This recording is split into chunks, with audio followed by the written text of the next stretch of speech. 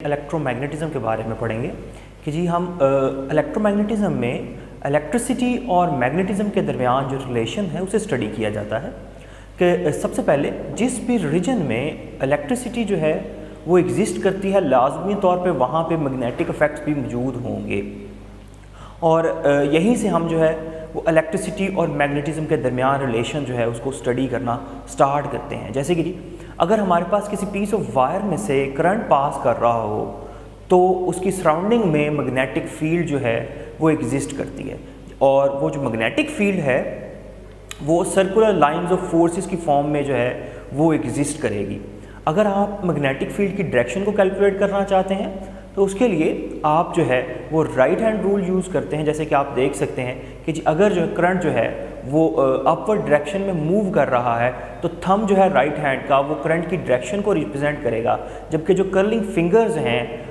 वो magnetic field की direction को रिप्रेजेंट करेंगी। अगर करंट जो है वो अपवर्ड डायरेक्शन में है तो आप देख सकते हैं हमारे पास जो मैग्नेटिक फील्ड की जो डायरेक्शन है वो एंटी क्लॉकवाइज डायरेक्शन है, लेकिन अगर करंट जो है वो डाउनवर्ड फ्लो कर रहा है तो हमारे पास जो मैग्नेटिक फील्ड की डायरेक्शन है वो हमारे पास जो है वो क्लॉकवाइज होगी।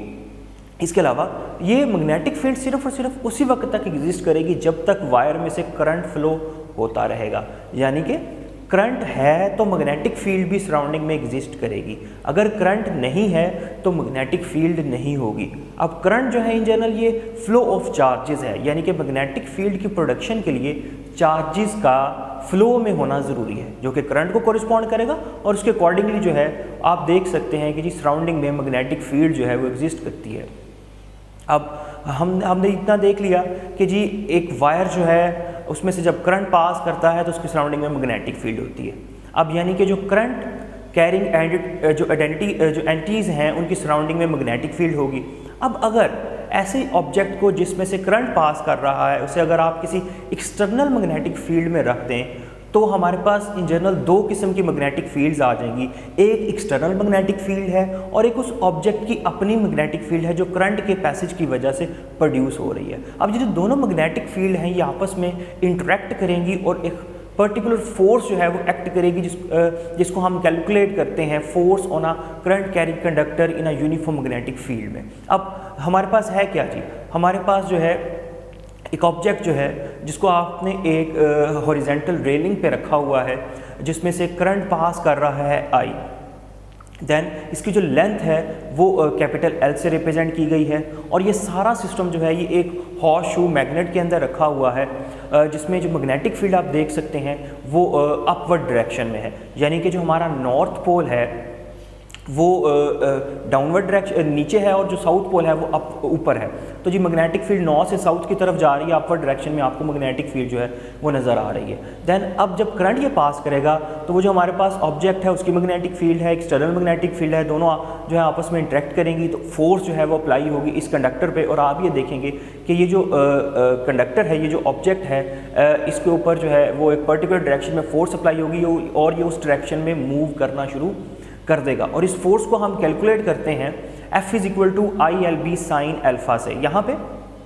I जो है वो करंट की मिकदार है जो फ्लो कर रहा है, इसके अलावा L जो है वो हमारे पास कंडक्टर की लेंथ है और B जो है वो स्ट्रेंथ ऑफ मैग्नेटिक फील्ड और मैग्नेटिक इंडक्शन को कॉरिस्पॉन्ड करती है, यानी कि जो एक्सटर्नल मैग्नेटिक फील्ड है उसकी स्ट्रेंथ कितनी है। इसके अलावा अल्फा जो है वो एंगल है हमारे पास यहाँ पे करंट और मैग्नेटिक फील्ड के दरमियान, करंट की जो डायरेक्शन है उसमें और मैग्नेटिक फील्ड के दरमियान। अभी आप देख सकते हैं हमारे पास इस केस के अंदर जो है वो एंगल जो है वो 90 डिग्री का है, तो मैक्सिमम फोर्स अप्लाई होगी जो हमारे पास होगी जी F is equal to I L B sine 90 जो है वो 1 होगा। अब ये जो मैग्नेटिक इंडक्शन यहाँ पर जो है B उसको हम कैलकुलेट करने के लिए जो है वो क्या करते हैं जी हम अगर आप B कैलकुलेट करना चाहते हैं तो वो क्या होगी जी, वो हमारे पास I और L जो है वो हम दूसरी तरफ ले जाएंगे, वो वहाँ जाके डिवाइड हो जाएगा। तो मैग्नेटिक इंडक्शन जो है वो हमारे पास आएगी force per unit current per unit length, यानी कि जो इसका जो यूनिट है वो टेस्ला है और टेस्ला को हम डिफाइन करते हैं जी न्यूटन पर एम्पेयर पर मीटर से। और अगर आप इस फोर्स की डायरेक्शन कैलकुलेट करना चाहते हैं तो इसके लिए हम right hand palm rule use करेंगे। और राइट हैंड पाम रूल जो है उसमें हमारे पास जो हमारे पास राइट हैंड की फिंगर्स हैं वो मैग्नेटिक फील्ड्स को रिप्रेजेंट करती हैं और जो हमारे पास जो थंब है वो करंट की डायरेक्शन को रिप्रेजेंट करेगा और जो पाम है वो फोर्स की डायरेक्शन को रिप्रेजेंट करेगा कि जी यहाँ पर अगर मैग्नेटिक फील्ड जो है वो अपवर्ड है और करंट को अगर आप जो है वो हॉरिजॉन्टल ले रहे हैं तो पाम से आप जो है वो फोर्स को कैलकुलेट कर सकते हैं, जो कि रेड एरो से दिखाया गया है, वो बैटरी की तरफ जो है वो उस ऑब्जेक्ट को लेकर जा रही है। देन नेक्स्ट अगर आप जो है मज़ीद इसके बारे में देखते हैं तो हम टिपिकली जो डायरेक्शन को रिप्रेजेंट करने के लिए हम दो साइन यूज़ करते हैं, एक हमारे पास डॉट है और एक हमारे पास क्रॉस है।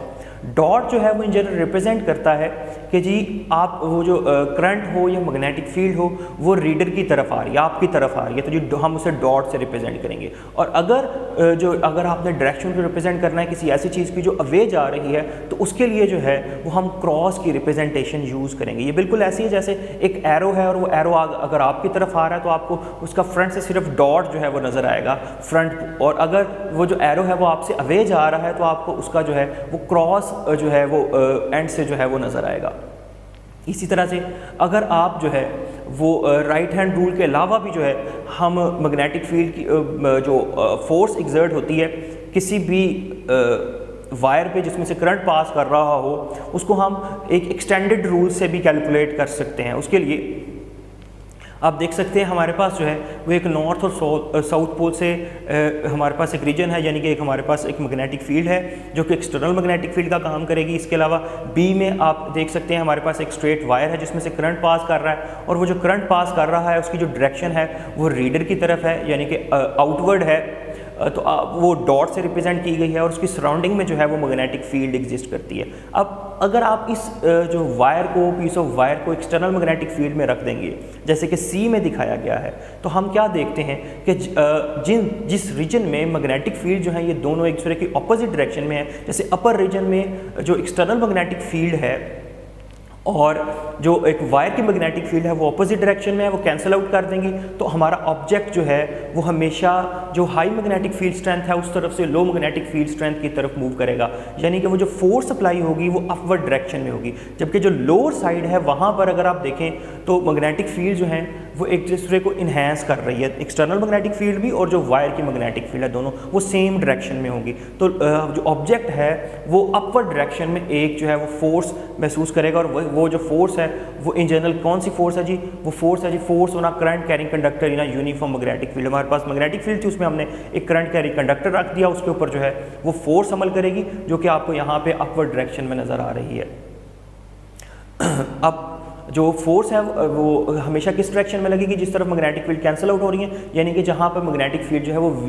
वीकर पार्ट है उस तरफ जो है वो हमारा ऑब्जेक्ट जो है वो मूव कर जाएगा। इसके अलावा हम जो है जिस तरह से इलेक्ट्रिक फील्ड में हमने पढ़ा कि जी अगर किसी पर्टिकुलर एरिया में से सर्टन फील्ड लाइंस क्रॉस कर रही हों तो हम ये कहते हैं जी वो उसके इलेक्ट्रिक फ्लक्स को रिप्रेजेंट करता है। इसी तरह से अगर हमारे पास किसी सर्टन रीजन में मैग्नेटिक फील्ड है और वो पर्टिकुलर एरिया में से क्रॉस कर रही है तो हम मैग्नेटिक फ्लक्स को डिफाइन कर सकते हैं। और मैग्नेटिक फ्लक्स को हम डिफाइन करते हैं हमारे पास है जी फाई बी से, और फाई बी जो है वो हमारे पास इक्वल है बी डॉट ए के। बी हमारे पास मैग्नेटिक फील्ड स्ट्रेंथ को रिप्रेजेंट करता है, ए जो है वो एरिया वेक्टर है। अगर हमारा जो एरिया वेक्टर है अगर वो मैग्नेटिक फील्ड की डायरेक्शन में होगा तो हमारा जो फ्लक्स है वो मैक्सिमम होगा, यानी कि इस केस में हमारे पास एरिया जो है वो मैग्नेटिक फील्ड के परपेंडिकुलर है, लेकिन एरिया वेक्टर जो है वो मैग्नेटिक फील्ड की डायरेक्शन में है। देन हमारे पास मैक्सिमम फ्लक्स आएगा। उसके बाद अगर पर्टिकुलर एरिया जो है वो किसी डायरेक्शन किसी एंगल के साथ आ जाता है मैग्नेटिक फील्ड के साथ तो हमारे पास जो है वो हमारे पास जो मैग्नेटिक फ्लक्स है उसे हम डिफाइन करेंगे बी ए कॉस थीटा से। और देन अगर हमारा जो एरिया है वो मैग्नेटिक फील्ड के पैरेलल हो जाता है और हमारा जो एरिया वेक्टर है वो मैग्नेटिक फील्ड के साथ 90 डिग्री के साथ आ जाता है, यानी कि नॉर्मल हो जाता है, तो हमारा जो फ्लक्स है वो वैनिश हो जाएगा, ज़ीरो हो जाएगा। मैग्नेटिक फ्लक्स का जो यूनिट है वो है जी हमारे पास न्यूटन मीटर पर एम्पेयर, और इसको हम वेबर भी कहते हैं। अब अगर आप जो है मैग्नेटिक फील्ड स्ट्रेंथ B को यहाँ से डिफाइन करना चाहें इसी रिलेशन से जो कि है जी हमारे पास फाई बी ए, तो हम B को फ्लक्स पर यूनिट एरिया से भी डिफाइन कर सकते हैं जिसको हम फ्लक्स डेंसिटी कहते हैं, यानी कि B जो है वो मैग्नेटिक फील्ड स्ट्रेंथ भी है, वो मैग्नेटिक इंडक्शन भी है और उसे फ्लक्स डेंसिटी भी कहा जाता है। और इसके अकॉर्डिंगली यहाँ से हमारे पास जो हम टेस्ला है जो कि मैग्नेटिक फील्ड स्ट्रेंथ का यूनिट है वो इस तरह से डिफाइन होगा, वेबर पर मीटर स्क्वायर, यानी कि फ्लक्स डिवाइडेड बाय एरिया से हम जो है वो मैग्नेटिक फील्ड स्ट्रेंथ को डिफाइन कर सकते हैं। नेक्स्ट हमारे पास है जी एम्पेयर्स लॉ। एम्पेयर्स लॉ को इस्तेमाल करते हुए हम किसी भी सराउंडिंग के अंदर जो है करंट कैरिंग वायर की सराउंडिंग में हम मैग्नेटिक फील्ड को कैलकुलेट कर सकते हैं। बिल्कुल वैसे ही जैसे हमने इलेक्ट्रिक फील्ड स्ट्रेंथ को कैलकुलेट करने के लिए गॉसेस लॉ जो है उसकी हेल्प ली थी, इसी तरह से हम जो है मैग्नेटिक फील्ड की कैलकुलेशन जो है उसके लिए एम्पेयर्स लॉ यूज़ करते हैं। एम्पेयर्स लॉ सिंपली क्या है कि जी अगर हमारे पास जो है एक पीस ऑफ वायर है जिसमें से करंट पास कर रहा है तो हम उसकी सराउंडिंग में एक एम्पेरियन लूप ले लेंगे, बिल्कुल इमेजिनरी लूप है ये, और हम इस लूप को यूज़ करते हुए जो है वो मैग्नेटिक फील्ड स्ट्रेंथ को कैलकुलेट कर सकते हैं। अब आपको नज़र आ रहा होगा जी हमारे पास एक पीस ऑफ वायर है जिसमें से करंट पास कर रहा है और एक सराउंडिंग में हमने जो है एक कोई क्लोज जो है वो पाथ ले लिया है और ये जो इसको हम एम्पेरियन लूप कहते हैं। अब नेक्स्ट हम इस पूरे पाथ को जो है वो डिवाइड करेंगे स्मॉल पैचेस में और हर एक की जो लेंथ है वो डेल्टा एल से रिप्रेजेंट की जाएगी और हर एक के लिए हर पोजीशन के लिए हमारे पास सर्टन जो है वो मैग्नेटिक फील्ड जो है वो एग्जिस्ट करेगी। देन अब तमाम पाथ को आपने जो है वो स्मॉल लेंथ्स में डिवाइड कर लिया है, उसके बाद आपने हर जगह पर जो है मैग्नेटिक फील्ड डिफाइन करनी है। देन हमारे पास जो क्वांटिटी आएगी इंडिविजुअली वो हमारे पास होगी जी एक B डॉट डेल्टा L हम कैलकुलेट करेंगे जो कि हमारे पास इक्वल होगा B delta L cos theta के। अगर आप ओवरऑल टोटल पाथ के ऊपर B डॉट L कैलकुलेट करें और उन्हें ऐड अप करते चले जाएं, जैसे कि आपको नज़र आ रहा है जी B dot delta L first patch के लिए, फिर सेकंड के लिए, फिर थर्ड के लिए, अप टू N के लिए, तो ये टोटल जो हमारे पास एंटीज का सम होगा ये इक्वल होगा जी म्यू नॉट I के। आई जो है वो टोटल करंट है जो उस लूप में से पास कर रहा है और म्यू नॉट जो है ये कांस्टेंट है। इसको हम समीशन की फॉर्म में लिख सकते हैं कि अगर हमारे पास जो पैचेस जो हैं वो n पैचेस हैं और आप जो है first patch r is equal to 1 से स्टार्ट करते हैं और अप टू n तक उसे ऐड करते चले जाते हैं तो वो म्यू नॉट I के इक्वल होगा। यहाँ पर म्यू नॉट जो है वो एक कांस्टेंट है जिसकी वैल्यू जो है जी हमारे पास 4 pi into 10⁻⁻⁷ weber per ampere पर मीटर के। इस रिलेशन को इस्तेमाल करते हुए हम किसी भी सराउंडिंग में किसी भी करंट कैरिंग वायर की सराउंडिंग में जो है हम मैग्नेटिक फील्ड जो है वो कैलकुलेट कर सकते हैं। कोई भी ऐसा सिस्टम जिसमें से करंट पास कर रहा है, अगर आप उसकी सराउंडिंग में मैग्नेटिक फील्ड कैलकुलेट करना चाहते हैं तो एम्पेयर्स लॉ जो है वो हमारी हेल्प करेगा। जैसे कि हम दो केसेस देख लेते हैं कि जी हमारे पास एक स्ट्रेट वायर है जिसमें से करंट पास कर रहा है, उसकी सराउंडिंग में हम एक जो है वो सर्कुलर लूप ले लेते हैं और आपने उसकी मैग्नेटिक फील्ड कैलकुलेट करनी है r डिस्टेंस पे। तो जी जो हमारे पास जो है स्ट्रेट वायर है उसकी सराउंडिंग में जो लूप है क्योंकि वो जो लूप है वो सर्कुलर है तो हमारे पास वो जो B डॉट डेल्टा L है वो हमारे पास जो है वो B इंटू सर्कमफ्रेंस होगा सर्कल का जो कि हमारे पास 2 पाई r है और करंट हमारा I है। तो सिंपली हम मैग्नेटिक फील्ड कैलकुलेट कर लेंगे B is equal to mu naught I divided by 2 pi r। 2 pi r जो है वो हमारे पास क्योंकि सर्कुलर पैच है तो डिस्टेंस जो है वो हर डायरेक्शन में सेम है इसलिए सर्कमफ्रेंस आ जाएगा तो जी हमारे पास मैग्नेटिक फील्ड आ जाती है। देन अगर आप जो है मैग्नेटिक फील्ड कैलकुलेट करना चाहते हैं किसी सॉलिनॉइड की, सॉलिनॉइड जो है उसकी मैग्नेटिक फील्ड कैलकुलेट करने के लिए हम क्या करेंगे जी एक पैच ले लेते हैं, उस पैच में हम जो है एक एम्पेरियन लूप सपोज करेंगे जो कि रेक्टेंगुलर फॉर्म में है, उसकी जो है पर्टिकुलर लेंथ को डिफाइन किया जाएगा और इस लेंथ के अकॉर्डिंगली हम यूज़ करते हुए है जो हम सॉलिनॉइड की जो है मैग्नेटिक फील्ड कैलकुलेट कर लेंगे जो कि हमारे पास आ जाती है जी B is equal to mu naught NI। N जो है यहाँ पे वो एक कांस्टेंट है जो कि नंबर ऑफ टर्न्स जो हैं को कॉरिस्पॉन्ड करता है पर यूनिट लेंथ, यानी कि हमारे पास जो नंबर ऑफ टर्न्स हैं सॉलिनॉइड्स की अगर आप उसको टोटल लेंथ पे डिवाइड कर दें सॉलिनॉइड की तो हमारे पास जो है वो स्मॉल n आ जाएगा। I जो है वो टोटल करंट है जो सॉलिनॉइड में से पास कर रहा है, देन हम मैग्नेटिक फील्ड जो है वो कैलकुलेट कर लेंगे। अब सॉलिनॉइड की जो मैग्नेटिक फील्ड है वो करंट स्ट्रेंथ पे और इसके अलावा जो नंबर ऑफ टर्न्स हैं पर यूनिट लेंथ उस पर डिपेंड करती है। म्यू नॉट जो है वो हमारे पास कांस्टेंट है। अगर आप सॉलिनॉइड की जो है वो मैग्नेटिक फील्ड की डायरेक्शन कैलकुलेट करना चाहते हैं तो जिस डायरेक्शन में जो है वो करंट जो है वो फ्लो कर रहा है,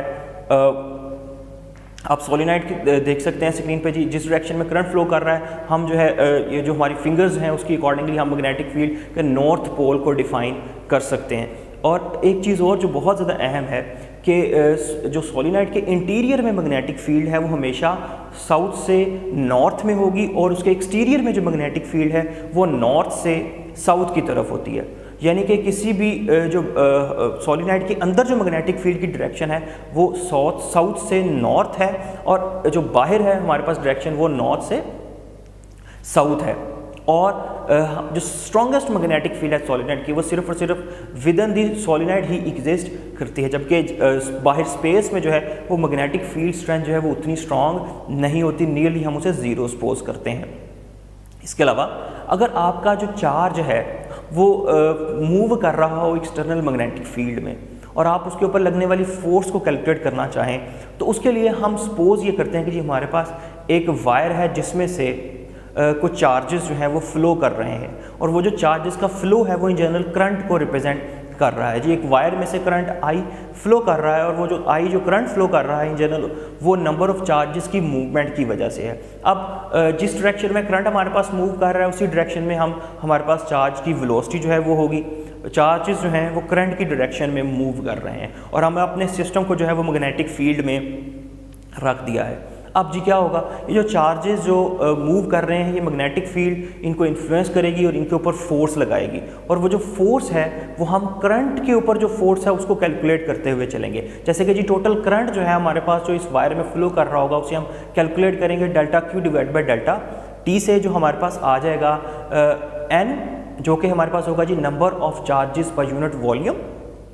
देन हमारे पास होगा जी ए क्यू वी, वी जो है हमारे पास चार्जेस की वेलोसिटी है, ए जो है वो एरिया है उस वायर का और एन जो है वो हमारे पास नंबर ऑफ चार्जेस पर यूनिट वॉल्यूम है जो उस वायर में है। इसके अलावा अब ये जो फोर्स है ये कंप्लीट आई जो करंट है उसके ऊपर लग रही है, तो हम रिलेशन यूज़ करेंगे F is equal to I L B और I की वैल्यू सब्स्टिट्यूट करते हुए हम फोर्स कैलकुलेट कर सकते हैं जो सिंगल एक पर्टिकुलर चार्ज पे लग रही है, जो कि इक्वल होगी जी F is equal to q v cross B. V यहाँ पर जो है वो वेलोसिटी ऑफ चार्ज है और B जो है वो एक्सटर्नल मैग्नेटिक फील्ड है और F जो है वो फोर्स है जो चार्ज पे लग रही है। और इसको भी कैलकुलेट करने के लिए हम again right hand palm rule ही यूज़ करेंगे और वो राइट हैंड पाम रूल जो है वो किस तरह से अप्लाई होगा कि जी हमारे पास फिंगर्स जो है वो मैग्नेटिक फील्ड की डायरेक्शन को रिप्रेजेंट करती हैं, जो थंब है वो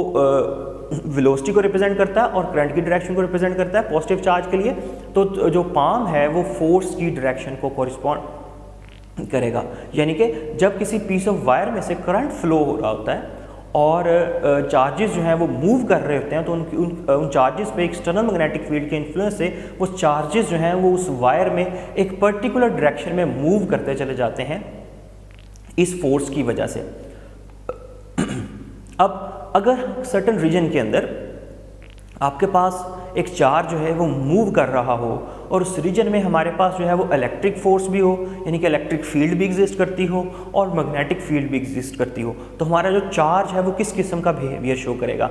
अगर एक चार्ज रेस्ट पे है तो रेस्ट पे जो है सिर्फ और सिर्फ उसके ऊपर जो है वो इलेक्ट्रिक फोर्स जो है वो अमल करेगी। लेकिन अगर चार्ज वो मूव कर रहा है वेलोसिटी v के साथ और सराउंडिंग में इलेक्ट्रिक फील्ड और मैग्नेटिक फील्ड दोनों एग्जिस्ट करती हैं, तो क्या होगा जी हमारा जो चार्ज है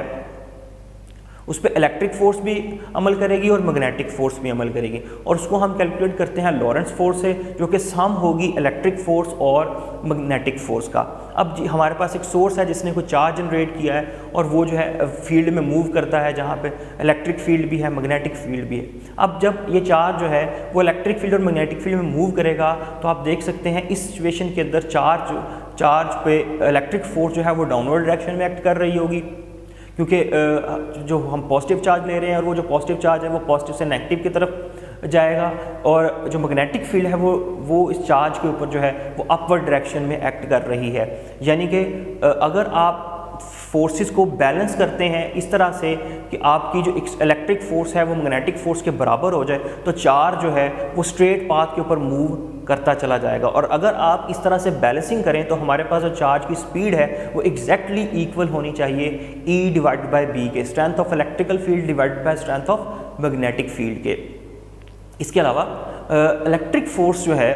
वो काम करती है, इलेक्ट्रिक फोर्स जो है उसकी वजह से हम वर्क डन कैलकुलेट कर सकते हैं, जबकि जो मैग्नेटिक फोर्स है वो किसी किस्म का कोई काम जो है वो नहीं करती, ये जस्ट एक डिफ्लेक्टिंग फोर्स है। मैग्नेटिक फोर्स जस्ट डिफ्लेक्ट कर देती है, पाथ से हटा देती है, लेकिन ये किसी किस्म का कोई काम जो है वो नहीं करती, क्योंकि इसमें फोर्स और डिस्प्लेसमेंट यानी कि मैग्नेटिक फोर्स और जो डिस्प्लेसमेंट है वो हमेशा जो है वो एक दूसरे पर परपेंडिकुलर होंगे और हमारे पास जो नेट वर्क डन है जो है वो F.D जो है वो ज़ीरो हो जाता है। इलेक्ट्रिक फोर्स काम करती है, मैग्नेटिक फोर्स जो है वो जस्ट डिफ्लेक्टिंग फोर्स है, उसके लिए किसी किस्म का कोई जो है वो वर्क एग्जिस्ट नहीं करता। नेक्स्ट हम देखते हैं जी, हमारे पास अगर आप E/m वैल्यू कैलकुलेट करना चाहते हैं इलेक्ट्रॉन के लिए, यानी कि चार्ज टू मास रेशो आपने कैलकुलेट करनी है, तो हम क्या करेंगे जी, हम इलेक्ट्रॉन को फायर करेंगे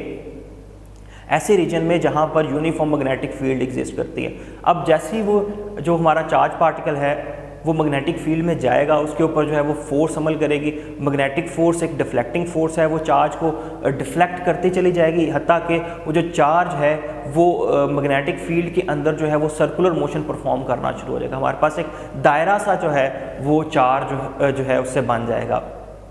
नेक्स्ट अगर हम ये जो अब क्योंकि हमारा चार्ज जो है वो दायरे में मूव कर रहा है, तो दायरे में मूव करने के लिए जो हमें फोर्स चाहिए वो है जी हमारे पास सेंट्रीपिटल फोर्स। अब यहाँ पे जो सेंट्रीपिटल फोर्स है उसका काम करेगी मैग्नेटिक फोर्स, यानी कि मैग्नेटिक फोर्स जो है वो सेंट्रीपिटल फोर्स को प्रोवाइड करेगी। तो देन हम हमारी जो मैग्नेटिक फोर्स है उसको हम सेंट्रीपिटल फोर्स के ऊपर रख लेंगे। वहाँ से हमारे पास जो है वो चार्ज टू मास रेशो के लिए जो रिलेशन आ जाएगा वो है जी हमारे पास V/BR। यहाँ पे V जो है वो हमारे पास चार्ज की वेलोसिटी है,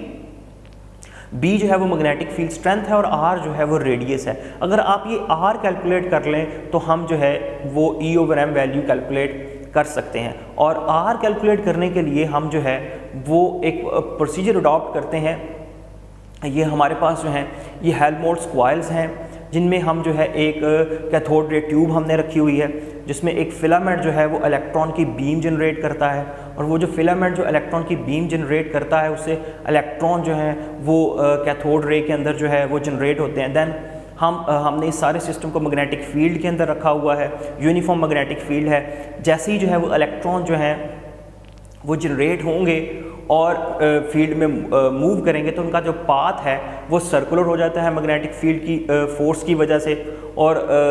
अब वो जो सर्कुलर पाथ है उसको प्रोमिनेंटली दिखाने के लिए हमने कैथोड रे के अंदर स्पेशल जो है वो गैसेस फिल की होती हैं, जैसे कि हम नोबल गैसेस यूज़ करते हैं जिसमें नियॉन और हीलियम शामिल है। अब होगा ये कि इलेक्ट्रॉन जो हैं जैसे ही कैथोड रे में जाएंगे वहाँ पर जो है वो सर्कुलर पाथ में मूव करेंगे, और सर्कुलर पाथ पे जब मूव करेंगे तो वो जो है हमारे पास जो गैसेस हमने उसमें फिल की हुई हैं उससे टकराएंगे, और टकराने से क्या होगा जी, वो उनके इलेक्ट्रॉन्स को नॉकआउट कर देंगे, यानी कि आयोनाइजेशन होगी। और वो जो आयोनाइजेशन होगी वो एक कलर पैटर्न की फॉर्म में अपीयर होगी। अब जहाँ जहाँ आयोनाइजेशन होगी वो जो है वो रीजन जो है वो कलरफुल जो है वो आपको नज़र आएगा, जैसे कि आप स्क्रीन पे देख सकते हैं। तो वो जो रिंग है जो इलेक्ट्रॉन बनाएंगे यूनिफॉर्म मैग्नेटिक फील्ड में, वो कंप्लीट रिंग जो है वो आपको एज अ कलर पैटर्न जो है वो नज़र आ रहा होगा। तो आप उस रिंग से उसका रेडियस कैलकुलेट कर सकते हैं। इसके अलावा आप जो है वो वोल्टेज, जिस वोल्टेज के ऊपर आपने इलेक्ट्रॉन को कैथोड रे के अंदर फायर किया, हम उस वोल्टेज को ले सकते हैं। देन जो मैग्नेटिक फील्ड स्ट्रेंथ जो आप अपने कॉइल्स को दे रहे हैं वो भी हमारे पास होती है। तो हम इन तमाम जो वैल्यूज़ हैं उन्हें यूज़ करते हुए हम E/m वैल्यू जो है वो इलेक्ट्रॉन के लिए वो कैलकुलेट कर सकते हैं। नेक्स्ट है जी हमारे पास जो है वो है जी CRO जो है ये एक ग्राफ प्लॉटिंग डिवाइस है, और ये इसकी बहुत से फंक्शनिंग है। ये हमारी डेली लाइफ में बहुत जगह पर जो है इसके यूजेज हैं। तो जी सबसे पहले हम देख लेते हैं जी इसका वर्किंग प्रिंसिपल क्या है। वर्किंग प्रिंसिपल सिंपली है कि हम एक इलेक्ट्रॉन गन से इलेक्ट्रॉन जनरेट करेंगे, उनको एक्सेलरेट करेंगे, और फिर जो है हमारी सर्टन जो है डिफ्लेक्टिंग प्लेट्स जो हैं वो इन इलेक्ट्रॉन्स को बेंड करेंगी, जो उन्हें इनपुट वोल्टेज गिवन है उसके अकॉर्डिंगली। देन हमारे पास जो है वो स्क्रीन के ऊपर पैटर्न जो है वो अपीयर होगा। दैन सबसे पहले हमें क्या चाहिए जी, हमें चाहिए एक बीम ऑफ इलेक्ट्रॉन, जिसको हम जो है वो इलेक्ट्रॉन की बीम को हम कैथोड रेज भी कहते हैं। सबसे पहले हमारे पास एक फिलामेंट है जिसको किसी हाई वोल्टेज से जो है वो चार्ज किया जाएगा। ये जो फिलामेंट है ये कैथोड से इलेक्ट्रॉन्स को एमिट करेगा। अब ये जो फर्स्ट पोर्शन है हमारे पास जो आपको स्क्रीन पर नज़र आ रहा है वो इन जनरल इलेक्ट्रॉन गन को कोरिस्पॉन्ड करता है। जो है हमारे पास एक्सेलरेटिंग एनोड्स तक जो है वो इलेक्ट्रॉन गन को कॉरिस्पॉन्ड करता है। सबसे पहले फिलामेंट से फिलामेंट जो है वो कैथोड को हीट अप करेगा, कैथोड से जो है वो इलेक्ट्रॉन इजेक्ट होंगे। वो जो इजेक्ट होने वाले इलेक्ट्रॉन हैं उनको कंट्रोल करने के लिए हम एक ग्रिड यूज़ करते हैं। उस ग्रिड के ऊपर नेगेटिव चार्ज होता है और वो जो ग्रिड है उसका काम ये है कि वो नंबर ऑफ़ इलेक्ट्रॉन्स को कंट्रोल करे जो कि जो है वो कैथोड से इजेक्ट हो रहे हैं। अगर ग्रिड के ऊपर क्योंकि नेगेटिव चार्ज है तो इलेक्ट्रॉन उस नेगेटिव चार्ज से रिपेल होंगे। ग्रिड जो है और इसी चीज़ को यूज़ करते हुए ग्रिड जो है वो नंबर ऑफ़ इलेक्ट्रॉन्स को कंट्रोल करता है। हाई एनर्जेटिक जो इलेक्ट्रॉन्स हैं वो उस ग्रिड में पोर्स की वजह से उसमें से पास आउट कर जाते हैं। और उसके अलावा इसके नेक्स्ट जो है हमारे पास जो है वो हमारे पास 3 किस्म के एनोड्स हैं डिफरेंट, और उनका काम ये है कि जी जो फर्स्ट एनोड और जो थर्ड एनोड है वो इलेक्ट्रॉन को एक्सेलरेट करता है, यानी कि वो जो ग्रिड ने जो स्लो डाउन किया था चार्जेस को, एनोड जो है उसको इलेक्ट्रॉन्स को अट्रैक्ट करेंगे, इलेक्ट्रॉन्स जो है वो एक्सेलरेट होंगे। और इसके अलावा जो मिडल वाला हमारा जो एनोड है वो इलेक्ट्रॉन की बीम को फोकस्ड बीम में बनाता है, यानी कि वो जो बीम है वो बिखरती हुई होगी, उसको जो है वो पैरेलल करेगा। देन हमारे पास जो पैरेलल बीम है यहाँ तक जो है हमारे पास इलेक्ट्रॉन गन का फंक्शन है। इलेक्ट्रॉन को जनरेट करना है, उनको फोकस करना है, उनको एक्सेलरेट करना है, ये इलेक्ट्रॉन गन करती है। उसके बाद इलेक्ट्रॉन्स जो हैं वो फोकस्ड बीम ऑफ इलेक्ट्रॉन जो है वो 2 प्लेट्स में से गुजरती है। एक प्लेट है जी हमारे पास एक्स प्लेट, सेकंड प्लेट है हमारे पास वाई। एक्स प्लेट जो है वो हॉरिजॉन्टल डायरेक्शन में डिफ्लेक्ट करेगी और जो वाई प्लेट है वो हमारे पास वर्टिकल डायरेक्शन के अंदर जो है वो डिफ्लेक्शन करती है। अब जो एक्स प्लेट है इन जनरल वो हमारे पास बिल्ट इन सर्किट होता है जो कि in general time based generator है, यानी कि हमारे पास एक्स पे वोल्टेज जो है वो बिल्ट इन होता है और वो हमारे पास जो है स्क्रीन के ऊपर हॉरिजॉन्टल डायरेक्शन के अंदर इलेक्ट्रॉन को डिफ्लेक्ट करवा देती है। नेक्स्ट जो वाई प्लेट है वो इन जनरल कोरिस्पॉन्ड करती है हमारी इनपुट को जिसको हम प्लॉट करना चाहते हैं, यानी कि जो आपको प्लॉटिंग चाहिए जिस भी वोल्टेज की वो आप वाई प्लेट पर अप्लाई करते हैं। आपने वाई प्लेट के ऊपर वोल्टेज अप्लाई किया, देन वो जो हमारे पास हॉरिजॉन्टल डायरेक्शन में हमारे पास टाइम बेस्ड जनरेटर था वो जो है वो पर्टिकुलर एक वेव फॉर्म की शेप में अपीयर होगा। अब ये जो टाइम बेस्ड जनरेटर है ये इन जनरल जो है ये सॉटूथ फॉर्म में होता है कि जी एक पर्टिकुलर टाइम के बाद जो है ये वोल्टेज बढ़ता है, देन जो है एक स्पेशल टाइम पीरियड के बाद ये ड्रॉप करता है, देन फिर दोबारा से इसका ये बढ़ना शुरू हो जाता है सॉटूथ फॉर्म में, देन अगेन ये जो है, और इस तरह से हमारे पास जो है एक्स एक्सिस के ऊपर एक जो है वो स्ट्रेट लाइन आ जाती है। देन आपने इसका ग्राफ लोड करना है, वो आप वाई पे इनपुट देंगे, वो जो लाइन है वो वाई पे डिफ्लेक्शन की वजह से प्रॉपर जो है आपको स्क्रीन के ऊपर पैटर्न जो है वो नज़र आना शुरू हो जाता है। फाइनली स्क्रीन के ऊपर स्क्रीन हमारी जो है वो फ्लोरेसेंस स्क्रीन है, यानी कि जब लाइट वो जो इलेक्ट्रॉन्स हैं वो वहाँ जाके स्ट्राइक करेंगे तो वो ग्लो करेगी, तो वो जो ग्लो है वो आपको एक पैटर्न की फॉर्म में जो है वो नज़र आएगा। इसके अलावा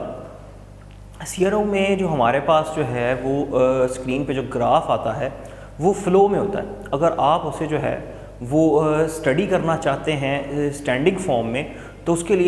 लिए हम कुछ नॉब्स हैं वो एडजस्ट करते हैं, जिससे जो है वो हमारा जो इनपुट सिग्नल यानी कि जो आपने वाई पे जो इनपुट दी हुई है अगर उसका जो टाइम पीरियड है वो टाइम बेस्ड जनरेटर के साथ सिंक्रोनाइज़ कर दिया जाए तो देन वो जो आपको जो वेव्स हैं वो स्क्रीन पे स्टैंडिंग नज़र आएंगी।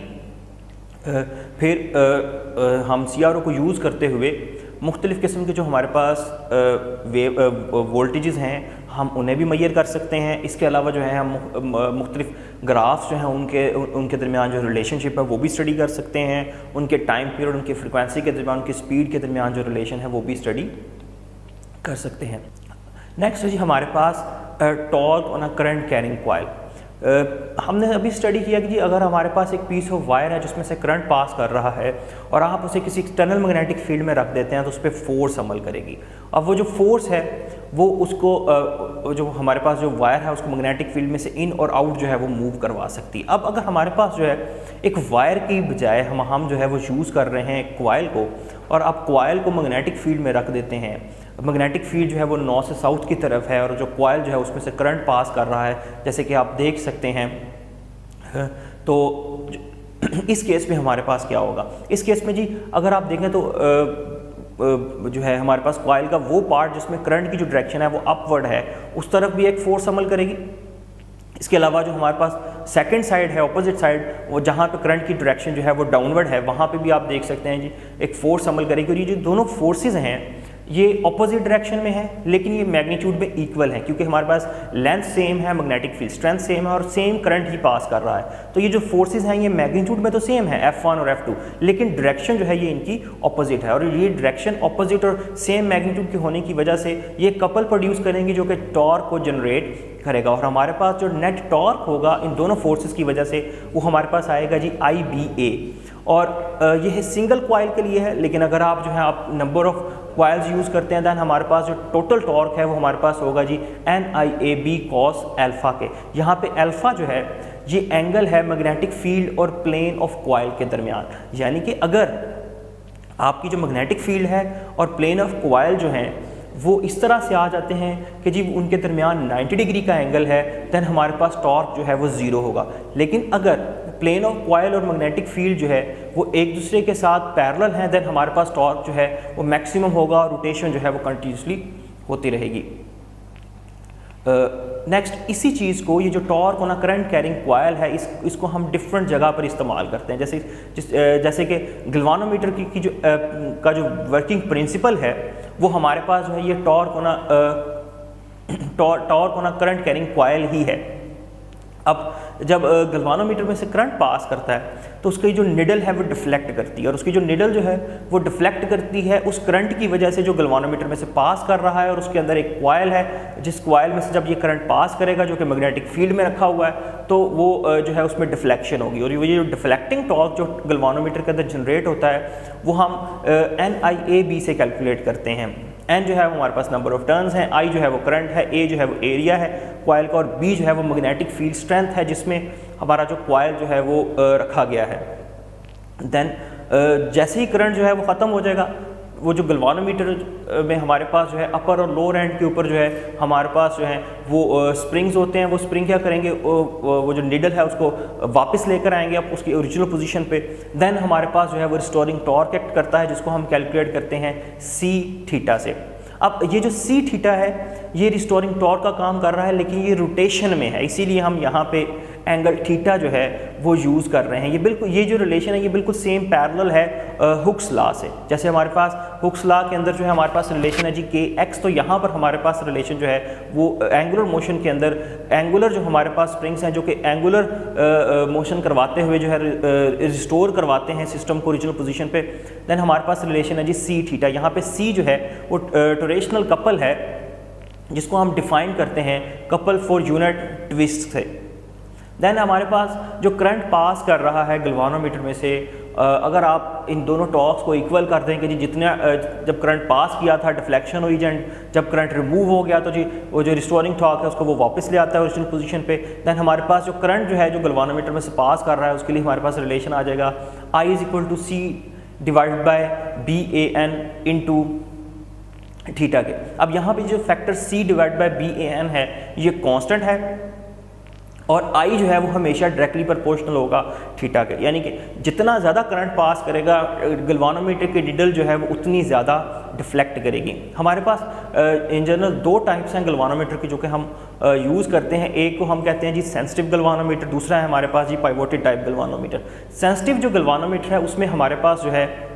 वो जो करंट की लीडिंग वायर है उसके साथ एक मिरर अटैच होता है, और मिरर के बिल्कुल सामने हमारे पास एक लाइट सोर्स है। लाइट्स जो है अगर करंट पास नहीं कर रहा तो लाइट जो है वो मिरर से स्ट्राइक करती है और देन स्केल के ऊपर जो है वो बिल्कुल ज़ीरो पे जाके स्ट्राइक करती है। लेकिन अगर जो है करंट पास करेगा तो वायर जो है उसमें डिफ्लेक्शन होगी जो है रोटेशन की वजह से। देन हमारे पास मिरर जो है वो सर्टेन डायरेक्शन में लाइट को रिफ्लेक्ट करेगा जो कि हमें पर्टिकुलर जो है एंगल देगा कि जितना करंट पास कर रहा है उसके अकॉर्डिंगली कितना एंगल जो है वो हमारे पास आ रहा है। इस तरह से जो पाइवोटेड टाइप गल्वानोमीटर्स हैं उसमें हमारे पास जो है कुछ इस तरह से है कि जी हमारे पास वो जो कॉइल है वो फर्दर स्प्रिंग्स के साथ अटैच होने के अलावा हमारे पास एक पॉइंटर के साथ अटैच है। जब पाइवोटेड टाइप गल्वानोमीटर में से करंट पास करता है उसका जो हमारे पास जो कॉइल है वो डिफ्लेक्ट करता है, और डिफ्लेक्ट करने के बाद वो जो है पॉइंटर की मदद से हमें जो है वो पर्टिकुलर वैल्यू देता है कि जी कितनी डिफ्लेक्शन जो है वो हमारे पास हो रही है। इसके अलावा जो हमारे पास यहाँ पे स्प्रिंग्स हैं वो क्या करेंगी, जब करंट ख़त्म हो जाएगा दोबारा से पॉइंटर को उसकी ओरिजिनल पोजीशन पे वापस ले आते हैं। अब हमारा जो गल्वानोमीटर है क्योंकि वो करंट को डिटेक्ट करता है तो उसको सेंसिटिव होना चाहिए। सेंसिटिविटी से क्या मुराद है गलवानोमीटर की कि जी मामूली से मामूली करंट जो है उसको भी डिटेक्ट करने की गलवानोमीटर की जो सलाहियत है उसे हम उसकी सेंसिटिविटी कहेंगे। और गलवानोमीटर की जो सेंसिटिविटी है वो डिपेंड करती है कांस्टेंट फैक्टर जो कि हमने डिफाइन किया था C/BAN से। अब ये जो कांस्टेंट है अगर इसकी वैल्यू जो है वो कम से कम कर दी जाए तो हम अपने गलवानोमीटर को जो है वो सेंसिटिव बना सकते हैं। अब इसकी वैल्यू को कम करने के लिए हमें क्या करना होगा, हमें C की वैल्यू को कम करना होगा, B को ज़्यादा करना होगा, या एरिया ज़्यादा करना होगा, या नंबर ऑफ टर्न्स ज़्यादा लेने होंगे। लेकिन हम C की वैल्यू को कम नहीं कर सकते, उससे क्या होगा जी हमारे पास हमारा जो स्प्रिंग है वो वीक हो जाएगा, जो कि हमें हमारा जो रिक्वायर्ड जो टॉर्क है रिस्टोरिंग टॉर्क वो नहीं दे सकेगा। हम एरिया को ज़्यादा इसलिए नहीं कर सकते क्योंकि एरिया ज़्यादा करने से हमारे पास जो गलवानोमीटर का साइज़ है वो अफेक्ट होगा। नंबर ऑफ़ टर्न्स को इसलिए ज़्यादा नहीं कर सकते कि उससे जो है वो हमारा जो कॉइल है वो हैवी हो जाएगा, रोटेशन जो है वो प्रॉपर नहीं होगी। तो हम सिर्फ मैग्नेटिक फील्ड स्ट्रेंथ को अपने अकॉर्डिंगली बढ़ाकर इस फैक्टर को कम कर सकते हैं, जिससे हमारे गलवानोमीटर की सेंसिटिविटी जो है वो बढ़ जाएगी। इसके अलावा हमारे पास जो है जो गलवानोमीटर यूज़ करते हैं वो नेचुरली उनमें एक फ़्लॉ है। वो फ़्लॉ ये है कि जैसे ही जो है करंट पास करता है वो एक पर्टिकुलर पोजीशन के ऊपर जाते हैं, लेकिन उसकी जो निडल है वो वहाँ पर जाके स्टेबल नहीं होती, वो ऑसिलेट कर रही होती है। या अगर आप करंट रिमूव करेंगे तो वो ओरिजिनली ज़ीरो पर नहीं आएगी, बल्कि वहाँ पर भी सर्टेन डिफ्लेक्शन जो है वो शो करेगी, वाइब्रेशन शो करेगी। तो इसको रिमूव करने के लिए हम जो है एक स्पेशल डिज़ाइन करते हैं गलवानोमीटर को, जिसको हम कहते हैं जी स्टेबल और डेड बीट गलवानोमीटर। इसकी जो निडल है ये पर्टिकुलर पोजीशन पे जाकर रुक जाती है और उसके बाद किसी किस्म की वाइब्रेशन नहीं होती, जिससे हमें कैलकुलेशन के अंदर जो इबाम है वो नहीं रहते। अब ये जो गलवानोमीटर है इससे ये हमारा सबसे बेसिक जो है वो मीटर है। इसको यूज़ करते हुए हम जो बाकी मीटर्स हैं उन्हें हम बना सकते हैं। ये आप याद रखिएगा गलवानोमीटर जो है ये सिर्फ और सिर्फ डिटेक्शन के लिए यूज़ होता है और वो भी करंट की। इसके अलावा ये किसी किस्म की कोई मेजरमेंट परफॉर्म नहीं करता। अगर आप इसको मेजरमेंट के काबिल बनाना चाहते हैं, जैसे कि आप इसे चाहते हैं कि जी आप जो है इससे करंट को मेजर करें, तो आपको सर्टन जो है गलवानोमीटर के साथ कुछ चेंजेस करने होंगे। और वो ये है कि आप अगर गलवानोमीटर के साथ एक स्मॉल रेजिस्टेंस पैरेलल में लगा देते हैं तो हमारा ये जो गलवानोमीटर का जो सिस्टम है, गलवानोमीटर प्लस स्मॉल रेजिस्टेंस जो आपने पैरेलल में लगाई है, ये एमीटर के तौर पे काम करेगा। यानी कि आप इसे इस्तेमाल करते हुए एग्जैक्ट करंट की वैल्यू को मेजर कर सकते हैं। इसकी जो रेजिस्टेंस है एमीटर की वो बहुत ज़्यादा स्मॉल होती है क्योंकि आपने करंट मेजर करना है। अगर इसकी रेजिस्टेंस ज़्यादा होगी तो इसमें से करंट फ्लो ही नहीं करेगा जिसे आप मेजर करना चाहते हैं। इसके अलावा हम हमेशा सर्किट में एमीटर को सीरीज़ में लगाते हैं, यानी कि ये जो कम्बिनेशन है हमारे पास गलवानोमीटर और पैरेलल में शंट रेजिस्टेंस, हमेशा सर्किट के अंदर जो है ये सीरीज़ में लगाया जाता है ताकि आप करंट को एक्यूरेटली मेजर कर सकें। और इसके लिए सबसे पहले अगर आपने जो है प्रॉपर सेटिंग करनी है, तो अगर आप ये चाहते हैं कि हमारा जो एमीटर है वो आई करंट मेजर करे, तो उस आई करंट को मेजर करने के लिए आपने सबसे पहले उसके अकॉर्डिंगली जो है वो अपनी शंट रेजिस्टेंस फाइंड आउट करनी होती है, जिसके लिए हम रिलेशन यूज़ करते हैं R=IG divide by I minus IG into RG। यहाँ पे I जो है ये हमारी ये I जो है ये डिफाइन करेगा हमारे एमीटर की रेंज को। जितना मैक्सिमम करंट हम मेजर करना चाहते हैं हम उसके अकॉर्डिंगली RS कैलकुलेट करेंगे, उससे गलवानोमीटर के साथ पैरेलल लगा देंगे। उसके बाद हम सर्टेन कैलिब्रेशंस करते हैं, देन हम जो है अपने एमीटर को यूज़ कर सकते हैं करंट को मेजर करने के लिए। इसके अलावा जी हम वो गलवानोमीटर से जो है वो वोल्टमीटर भी बना सकते हैं, और वोल्टमीटर जो है वो एक पोटेंशियल मेजरिंग डिवाइस है। अब वो बनाने के लिए हम क्या करेंगे जी, हम गलवानोमीटर के साथ एक हाई रेजिस्टेंस को सीरीज़ में अटैच कर देंगे। अब ये जो गलवानोमीटर और हाई रेजिस्टेंस का जो कम्बिनेशन है ये इन जनरल वोल्ट मीटर को रिप्रेजेंट करता है। अब हमारा जो वोल्ट मीटर है उसकी रेजिस्टेंस जो है वो बहुत ज़्यादा होती है कि इसकी रेजिस्टेंस इसलिए ज़्यादा रखी जाती है ताकि हमारे वोल्ट मीटर में से करंट पास ना कर सके और जो है हम एक्चुअली एग्जैक्टली पोटेंशियल डिफरेंस को जो है वो फाइंड आउट कर सकें, जो कि हमारे किसी भी लोड के अक्रॉस डेवलप होता है। यानी कि हम हमेशा वोल्ट मीटर को किसी भी लोड के अक्रॉस लगाते हैं पैरेलल, ताकि हम पोटेंशियल डिफरेंस जो है उसे कैलकुलेट कर सकें। और वोल्ट मीटर बनाने के लिए हमें जी एक हाई रेजिस्टेंस चाहिए, और हाई रेजिस्टेंस को हम कैलकुलेट करते हैं कि कैलकुलेशन के लिए हम जो रिलेशन यूज़ करते हैं वो जी हमारे पास वो V वोल्टेज जो हमारी रेंज को डिफाइन करेगा हमारे वोल्ट मीटर की, कि जी हम किस रेंज का वोल्ट मीटर बनाना चाहते हैं। देन हमारे पास उसको हम डिवाइड कर देंगे IG से। IG जो है वो हमारे पास मैक्सिमम करंट है जो किसी भी गलवानोमीटर में से फ्लो कर सकता है। देन आप उसको मल्टीप्लाई कर देंगे गलवानोमीटर की उसमें से सब्ट्रैक्ट कर देंगे गलवानोमीटर की रेजिस्टेंस, तो हमारे पास RH आ जाएगी। और ये RH की वैल्यू जो है ये हमारी रेंज के अकॉर्डिंग होगी। जितनी मैक्सिमम रेंज का वोल्ट मीटर बनाना चाहते हैं V, उसके अकॉर्डिंगली RH को हम कनेक्ट कर देते हैं अपने गलवानोमीटर के साथ सीरीज़ में। देन हमारे पास जो है वो जो सिस्टम बन जाता है वो वोल्ट मीटर है जो उस पर्टिकुलर रेंज तक जो है वो पोटेंशियल डिफरेंस को मेजर करने की सलाहियत रखता है। आपको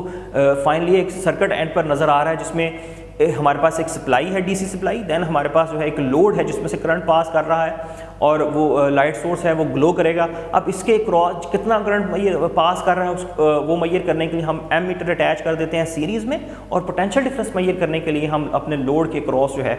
वो पैरेलल में वोल्ट मीटर लगा देंगे। देन अगर आप अपने गलवानोमीटर को जो है वो ओहम मीटर में चेंज करना चाहते हैं तो उसके लिए हम सिंपली क्या करेंगे कि हमारे पास एक कुछ सेटअप है जिसमें हम अपने गलवानोमीटर के साथ सीरीज़ के अंदर एक बैटरी अटैच कर रहे हैं। नेक्स्ट हमारे पास जो है एक जो है वो वेरिएबल रेजिस्टेंस है। देन वो R रेजिस्टेंस जो कि आपको नज़र आ रही है जिसके क्रॉस जो है जिस रेजिस्टेंस को हम मेजर करना चाहते हैं। अब यहाँ पर हमारे पास जो है वो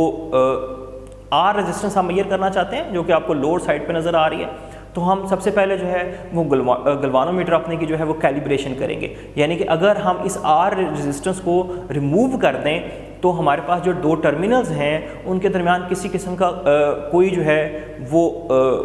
को वायर एग्जिस्ट नहीं करती, तो हमारा ये जो सर्किट है ये ओपन सर्किट होगा। तो ओपन सर्किट के अंदर गलवानोमीटर में से कोई करंट फ्लो नहीं करेगा, और ये जो जीरो करंट है ये इन जनरल इन्फिनिट रेजिस्टेंस को कोरिस्पॉन्ड करता है, यानी कि गलवानोमीटर की जो जीरो डिफ्लेक्शन होगी वो इन्फिनिट रेजिस्टेंस को रिप्रेजेंट कर रही है। देन आप जो है वो एक वायर यूज़ करते हैं जिसकी रेजिस्टेंस जो है वो नियरली जीरो हो, हम इन दोनों टर्मिनल्स के क्रॉस लगा देते हैं, तो हमारा जो गलवानोमीटर है वो मैक्सिमम डिफ्लेक्शन शो करेगा, और हमारा जो सर्किट है वो इस वक्त शॉर्ट सर्किट है, यानी कि जो कनेक्शंस हैं वो आपस में डायरेक्टली कनेक्टेड हो गए हैं। देन हमारा जो गलवानोमीटर है वो इन्फिनिट जो मैक्सिमम डिफ्लेक्शन शो कर रहा है, और वो जो मैक्सिमम डिफ्लेक्शन है वो हमारे इस ओहम मीटर के लिए मैक्स जो है वो ज़ीरो रेजिस्टेंस को कॉरिस्पॉन्ड करेगी। देन आप जो है वो अपनी मर्ज़ी से कोई भी रेजिस्टेंस जो है इन दोनों टर्मिनल्स के दरमियान लगा सकते हैं, और उसके बाद हम अपने गलवानोमीटर की कैलिब्रेशन करेंगे। देन हम उस अननोन रेजिस्टेंस को कैलकुलेट कर सकते हैं कैलिब्रेशन के बाद जो आप ओहम मीटर से कैलकुलेट करना चाहते हैं। देन हमारे पास जो है गलवानोमीटर से हमने ये तीनों किस्म के जो हैं वो अपने मीटर जो हैं वो बना लिए। इनको हम कंबाइनली एवोमीटर की फॉर्म में भी इस्तेमाल करते हैं। एवोमीटर एक ऐसी डिवाइस है जो कि करंट को हमें एम्पेयर में मेजर करके देता है, पोटेंशियल डिफरेंस को मेजर करता है ये वोल्ट्स में, और जो है रेजिस्टेंस को मेजर करता है ये ओहम्स में। और इसमें हमारे पास जो है फंक्शन सेलेक्टर्स होते हैं। फंक्शन सेलेक्टर का सिंपली क्या काम है, सबसे पहले आपने जी करंट मेजर करना है तो आपको जो फंक्शन सेलेक्टर को जो है वो करंट के साथ अटैच करना है। अगर आपने वोल्टेज मेजर करना है तो आपने जी फंक्शन सेलेक्टर को जो है वो वोल्टेज के साथ सेलेक्ट करना है। देन हमारे पास जो डिजिटल मीटर्स हैं, जो एडवांस मीटर हैं, उसमें हमारे पास ऑप्शन होती है कि जी आपने जो वोल्टेज मेजर करना है वो DC में मेजर करना है या आपने AC में मेजर करना है। फिर आपने आप उसकी रेंज को सिलेक्ट कर सकते हैं कि जी आपने मैक्सिमम कितनी वैल्यू तक जो है वो आप वोल्टेज और करंट और जो रेजिस्टेंस जो है वो मेजर करना चाहते हैं। जैसे कि आप स्क्रीन पे देख सकते हैं हमारे पास एक डिजिटल मीटर है, और ये जो डिजिटल मीटर है इसमें हमारे पास जो है ऑप्शंस हैं कि जी आप करंट मेजर करना चाहते हैं, आप वोल्टेज मेजर करना चाहते हैं, आप जो है वो रेजिस्टेंस मेजर करना चाहते हैं, या आप किसी और पर्टिकुलर एंटी को जो है वो स्टडी करना चाहते हैं। और जैसे कि जी आप डायोड की जो है के क्रॉस पोटेंशियल कैसे को भी मेजर कर सकते हैं। इसके अलावा और इसके बहुत से फंक्शन हैं जो कि हमारे पास जो हैं वो मल्टीमीटर में अवेलेबल हैं।